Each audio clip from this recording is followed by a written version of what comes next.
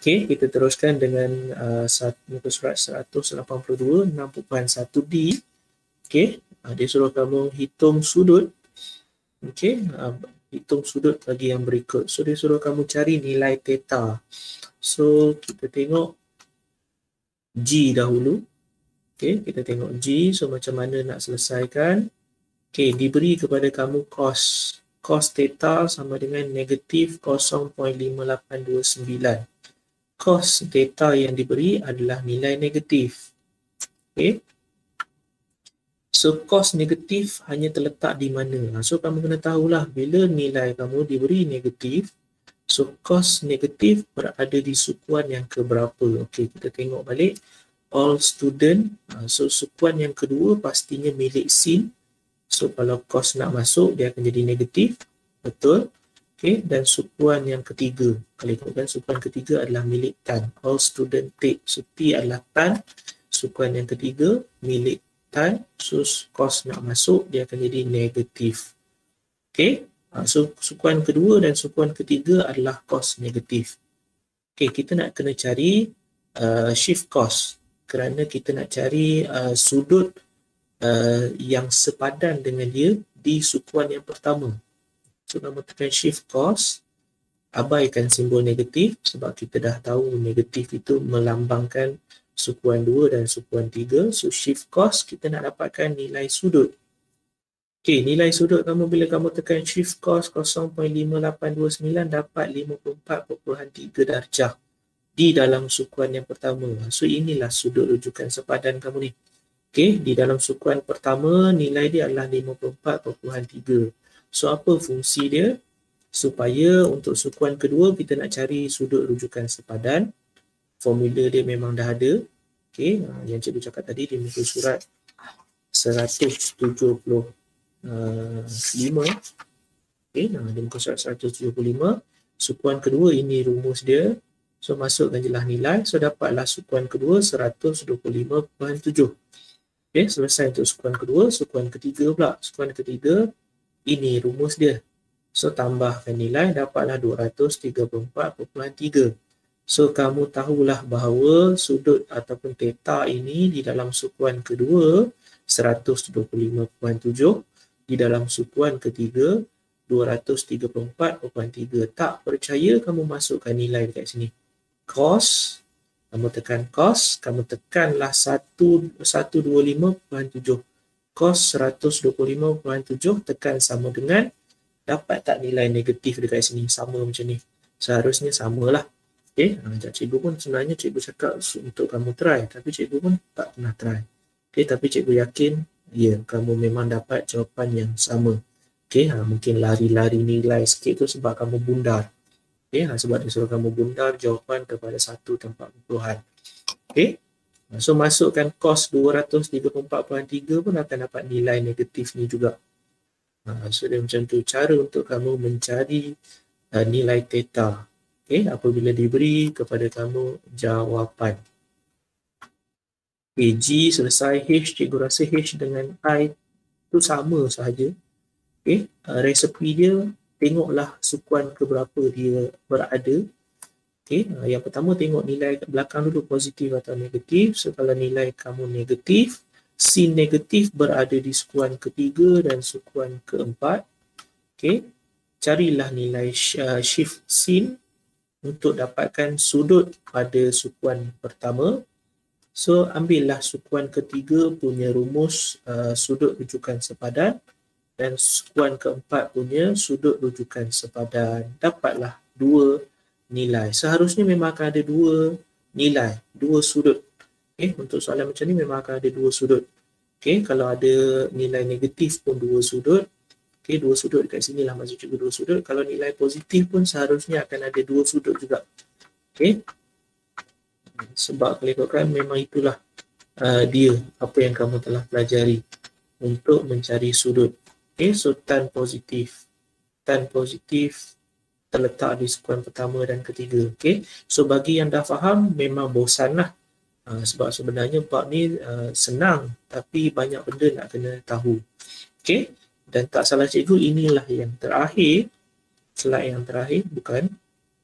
Ya, slide yang terakhir, cuma dia ada A dan B. Okay, ada apa-apa nak tanya ke dulu? Tak. Okay, yang terakhir ini kalau ikutkan popular juga. Okay, dia selalu muncul di dalam kertas satu, okay, untuk trigonometri sebelum ni. Cuma kali ni bab dia dah jadi nama nisbah dan graf fungsi trigonometri. Okay, so mencari sudut, okay, mencari nilai apabila diberi kepada kamu segitiga. Okay, so kita nak tengok macam mana. So cikgu harapkan yang ni kamu fokus lebih sikit kerana sampai tersasul. So kerana bab ini ataupun soalan ini yang sebelum ni cikgu tengok setiap tahun dia memang ada. Okay, cuma kali ni untuk KSSM format dia macam mana, itu yang belum betul-betul pasti lagi. Tapi cikgu harapkan kamu fahamlah untuk cara menjawab soalan ni. Okay, sebab memang soalan ni agak penting untuk trigonometri. Okay. Okay, kita nak tengok yang pertama. Cikgu, soalan ni kena buat ke? Kena buat. Kalau Soalan ni kena buat ke, cikgu? Ya. 6.1i nombor 1 sahaja yang cikgu suruh kamu buat. Muka surat 183. Tertinggal kot. Cikgu tak suruh lah. Kalau tak suruh tak apa. Selepas ni ada tutorial. Ada. Okay. Kalau tak suruh tak apa. Lepas ni tutorial kamu ada setengah jam untuk buat. Untuk cuba. Okay. Untuk tengok balik. Untuk ulang balik apa yang cikgu dah buat. Dan kamu cuba fahamkan lah. Okay. Kita tengok kepada soalan kamu yang pertama. Okay. Kita nak tengok A dahulu. Cos X. Okay. Cos X. So X kamu di mana? So di sini letaknya sudut X. Okay. Okay. Kalau ikutkan kita nak cari. Kita nak dapatkan nilai dahulu. Okay, kita nak penuhkan semua nilai. So HF dia bagi kepada kamu 16. Okay, so HG sama dengan GF. So pastinya HG kamu 8, GF kamu 8 lah. Okay, sebab dia sama panjang. Okay. Okay, so ini yang mustahak. Okay, bila diberi kepada kamu cos X. Okay, sudut kamu X duduk dekat sini. Okay. Dan kamu kena tahu bahawa apabila melibatkan sinus, kosinus dan juga tangent, agak janggal bila disebut. Okay. Sebab cikgu biasa guna sin, cos dan tan sahaja. Okay. So apabila diminta kepada kamu sin, cos dan juga tan, dia perlu diguna pakai di dalam segitiga bersudut tegak. Okay. Kalau kamu tengok cos X dekat sini, kamu nak guna cos menggunakan segitiga ini bukan segitiga bersudut tegak. So, kamu kena hati-hati. So, nak guna cos, sin dan juga tan perlu guna segitiga bersudut tegak. So, apa yang kita nak kena buat? Kita nak mencari sudut rujukan sepadan. Okay? Sebab itu kamu tengok dekat sini, cikgu hitamkan kawasan ni. Okay? Cikgu hitamkan kawasan ni kerana inilah dia punya kawasan sudut rujukan sepadan yang melengkapkan bulatan ini ataupun sudut ini menjadi 180 darjah. Okay, ataupun dengan kata lain mudah je. Kalau duduk kat sebelah luar, so ambillah belah dalam. Dia macam tu. Kalau duduk belah dalam, tak ada masalah dah. Okay, kenapa kita fokus kepada dekat sini? Sebab dekat sini ada segitiga. Yang mana segitiga itu bersudut tegak 90 darjah dekat sini. Sebab tu kita ambil sebelah dalam. Okay, kita tak boleh fokus untuk mencari X apabila dia duduk dekat luar dekat sini kerana ini bukan segitiga bersudut 90 darjah, bukan bersudut tegak. Okay, so faham kenapa kita kena ambil yang sebelah dalam dekat sini? Kita kena kejar sudut 90 darjah yang ada dekat sini, segitiga bersudut tepat. Okay. Barulah kita boleh tengok cos itu adalah bersebelahan bahagi dengan hypotenuse. Okay, ataupun cah dekat sini. Adjacent, bersebelahan, hypotenuse, H. Okay, so kamu dekat sini dah ada cos. Okay, X kamu untuk yang asal duduk di luar. So kita nak mencari cos, kita akan menjadikan yang belah dalam ni sebagai X sementara. Okay, X sementara untuk kita cari cos. Okay, so kalau kamu tengok dekat sini, bila menggunakan trigonometri pastinya akan ada teorem Pythagoras. Okey, sifir teorem Pythagoras kalau ikutkan cikgu hanya hafal ada 3 saja, iaitu sifir dia 3, 4, 5, 7, 24, 25 dan 5, 12, 13.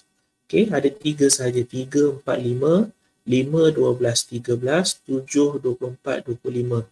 Okey, 3 sifir teorem Pythagoras yang paling popular lah. So dekat sini kamu ada 6, kamu ada 8. So 6, 8, 10 cikgu tak sebut pun tadi. Okey, sedangkan sebenarnya 6, 8, 10 ini datang daripada 3, 4 dan 5. 3 darab 2, 6, 4 darab 2, 8, 5 darab 2, 10. Kenapa cikgu suruh kamu hafal? Sebab bila dah ada 6, dah ada 8, pastinya lagi satu 10 lah. So kalau hafal, dia tak perlu buat pengiraan dah. Lebih senang kamu nak terus dapat jawapan. 6, 8, 10. Mana cikgu tahu? Sifir teorem Pythagoras. Nak tahu betul atau tidak, gunalah rumus C kuasa 2 sama dengan A kuasa 2 tambah B kuasa 2 lah. Rumus asal teorem Pythagoras. Okey. Kita nak pergi kepada cos X. Okey, barulah kamu boleh tahu bahawa X kamu di luar ni, kita ambil alih sementara X di dalam untuk kita dapatkan cah dia ataupun adjacent dan juga hypotenuse. So, 6 ini kita kenal sebagai bertentangan ataupun opposite. Okay, so adjacent kamu yang 8 di bawah, hypotenuse yang bertentangan dengan sudut 90 darjah lah. Okay, so sebab tu kamu dapat cos X sama dengan 8/10. So dia jadi macam ni. Okay, 8/10. So boleh dan kita nak tengok positif atau negatif. Pastinya kena ada. Okay, adakah jawapan kamu cos X itu kekal sebagai 8/10? Ataupun cos X itu adalah negatif 8/10. Macam mana kita nak tahu? Kita kena tengok kembali kepada X kamu yang asal. Okay, so kita guna yang sebelah dalam ini hanya untuk mencari cos sahaja. Okay, so bila nak cari nilai kamu positif atau negatif, kita tengok kepada sudut yang asal. Sudut yang asal kamu lebih daripada 90 darjah. Boleh nampak sebab 90 darjah dia sudut tegak dekat sini. So sudut X kamu lebih daripada 90 darjah, dia dah masuk sukuan kedua. Sukuan kedua adalah rumah bagi sin. Okay, sukuan kedua adalah sin yang positif. So apabila cos yang nak masuk, pastinya dia akan keluar sebagai negatif 8/10 ataupun nilai ini telah dikecilkan menjadi 4/5. Okay, so abaikan bahasa Inggeris tapi masih lagi sama maksud. Cos X sama dengan negatif 4/5. So itulah jawapan. Kenapa jadi negatif? Sebab X kamu ni berada di sukuan yang kedua. Okay, so cikgu harap boleh faham lah. Okay, cara nak mencari sebab dia memang itu sahaja cara dia. Okay, kita nak terus kepada sin X untuk B yang terakhir. Okay, yang lain tu maklumat dia masih lagi sama. Okay, masih lagi kita akan ambil yang sudut belah dalam sebab sudut luar ni tak boleh nak tengok sin. Okay, so masih lagi sama, cuma sin kamu adalah bertentangan bahagi dengan hypotenuse. Opposite over dengan hypotenuse. Okay, bertentangan per dengan hypotenuse. Okay, dan EG kamu masih lagi 10 sama macam tadi. Cuma sin kamu, so sin kamu dah jadi opposite. So bertentangan dengan sudut adalah 6. So opposite kamu ialah 6 per dengan hypotenuse kamu ialah 10. Okay, so kita nak tengok negatif atau positif nilai 6/10 ni. Okay, masih lagi sama. X kamu berada di dalam sukuan yang kedua. Okay, X yang asal So sukuan kedua adalah milik sin. Soalan kamu juga adalah sin. So dia akan kekal sebagai jawapan positif 3/5 setelah dikecilkanlah 6/10. Selesai. Okay. So untuk soalan trigonometri melibatkan segitiga, ini yang paling popular dan inilah cara untuk menyelesaikan. Sekiranya kamu terus kepada jawapan, katakanlah dia objektif, terus kepada jawapan 6/10, sin X, kamu terus kepada bulat jawapan 6/10, mungkin dia tulis 3/5, so kamu terus bulat 3/5, kebetulan memang nasib kamu baik, dapatlah jawapan betul. Sedangkan dia kena semak positif atau negatif. Macam ni, kebetulan dia soalan kamu sin, sudut sukuan kedua pun sin positif, so positif lah jadinya. Tapi untuk cos tadi sepatutnya dapat jawapan asal positif, semak balik dia jadi negatif. So yang tu yang biasanya membunuh lah kalau kamu tanya cikgu. Untuk soalan trigonometri melibatkan segitiga. Jadi, jangan lupa untuk like sebagai tanda anda memperoleh ilmu daripada tontonan ini. Tinggalkan komen untuk sebarang penambahbaikan dan seterusnya subscribe untuk tidak ketinggalan video-video yang baru.